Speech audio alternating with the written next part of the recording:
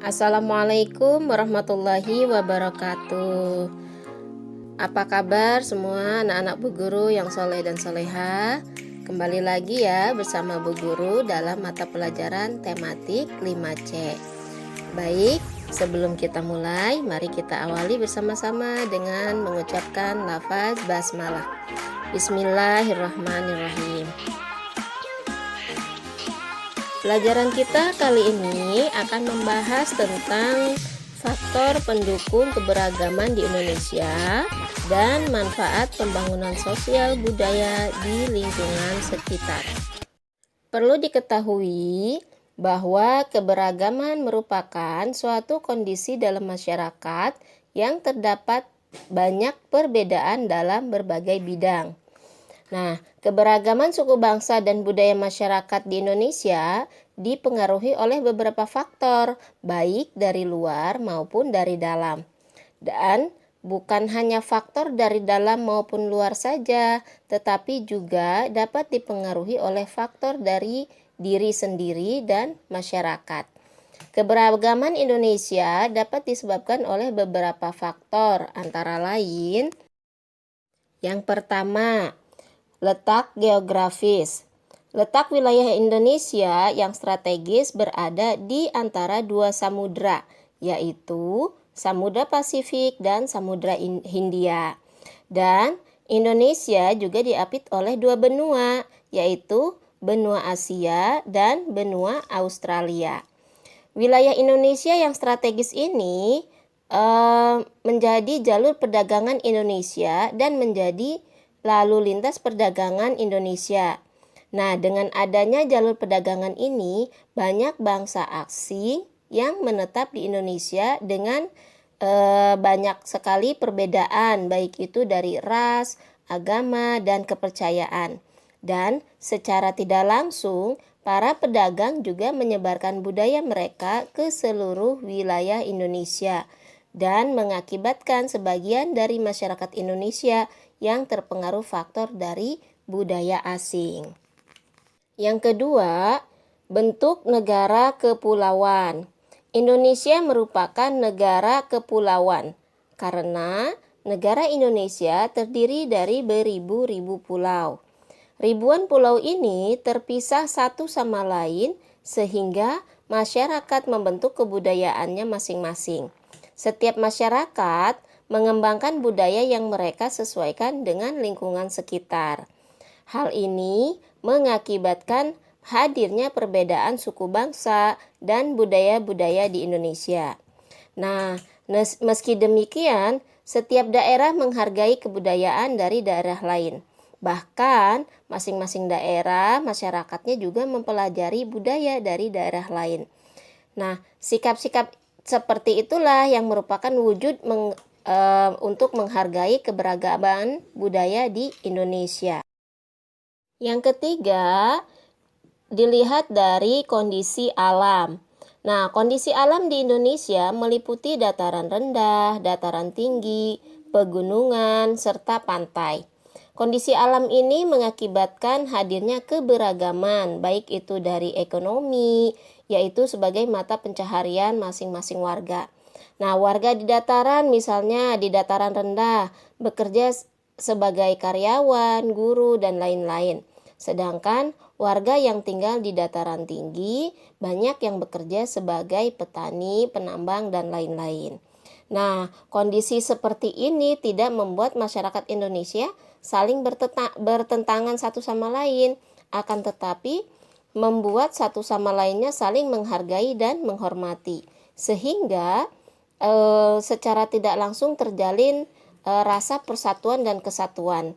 Dan rasa persatuan ini dalam keberagaman yang dimiliki oleh bangsa Indonesia, di mana merupakan cerminan dari semboyan Bhinneka Tunggal Ika, yang artinya walaupun berbeda-beda tetapi tetap satu tujuan.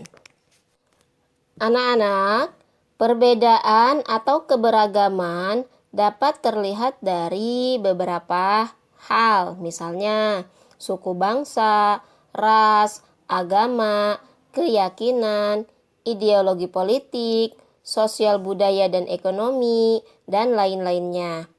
Salah satu contoh keberagaman di Indonesia adalah adat istiadat yang merupakan perilaku budaya yang telah lama diterapkan oleh masyarakat sekitar. Adat istiadat juga menjadi sebuah ciri khas atas suatu daerah. Nah, setiap daerah memiliki adat istiadat yang berbeda ya dengan daerah lainnya. Misalnya, adat istiadat yang masih dilestarikan sampai saat ini adalah upacara ngaben di Bali, yaitu upacara kematian. Dari kebiasaan adat istiadat yang masih dilestarikan hingga saat ini, secara tidak langsung maupun langsung, merupakan salah satu upaya masyarakat Indonesia dalam usaha pembangunan sosial di lingkungan sekitar dan masyarakat, di mana pembangunan sosial adalah segala aktivitas sosial dan ekonomi yang dilakukan masyarakat untuk meningkatkan taraf hidup dan kesejahteraan sosial. Sementara tujuan pembangunan sosial sendiri antara lain adalah mengembangkan dan membangun kesejahteraan masyarakat, memenuhi kebutuhan hidup masyarakat, serta meningkatkan kemampuan masyarakat dalam mengolah dan memanfaatkan sumber daya yang ada. Nah, tujuan pembangunan sosial yang lainnya juga banyaknya pemuda dan pemudi yang masih peduli terhadap kelestarian adat istiadat daerah setempat, sehingga pembangunan sosial di berbagai bidang dapat terlaksana. Berbagai hal dapat saja menjadi faktor pembangunan sosial, di mana kebudayaan juga mempengaruhi perkembangan pembangunan sosial. Salah satu upaya yang dilakukan adalah dalam mengembangkan pembangunan sosial budaya, diantaranya dengan menggunakan bahasa Indonesia untuk menciptakan komunikasi yang baik. Dan selain bahasa, perekonomian juga mempengaruhi pembangunan sosial dan budaya. Upaya lain untuk pembangunan sosial budaya adalah dengan mempelajari kesenian daerah seperti alat musik tradisional, tarian, dan lain-lain. Berikut ini adalah contoh pembangunan sosial budaya. Yang pertama, di bidang ekonomi. Anak-anak bisa lihat di sini ada gambar ya, di mana dalam gambar merupakan gambar kegiatan ekonomi di Pasar Terapung yang berasal dari Kalimantan. Nah, kegiatan tersebut merupakan salah satu cara meningkatkan pembangunan di bidang ekonomi, di mana masyarakatnya melakukan interaksi satu sama lain di bidang jual beli. Kemudian contoh yang lainnya misalnya di bidang sosial budaya. Di sini anak-anak bisa lihat dan perhatikan ada gambar tentang sekelompok anak sedang memainkan alat musik tradisional dari Jawa Barat, yaitu angklung. Di mana kegiatan ini merupakan salah satu cara untuk mengembangkan pembangunan dalam bidang kesenian atau sosial budaya. Baiklah, untuk materi kali ini kita cukupkan sampai di sini ya.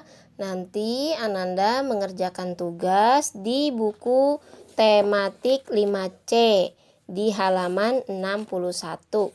Bagian menjelaskan faktor pendukung keberagaman di Indonesia dan menjelaskan pembangunan sosial budaya. Nah, demikian materi tematik 5C kita kali ini. Semoga dapat dipahami.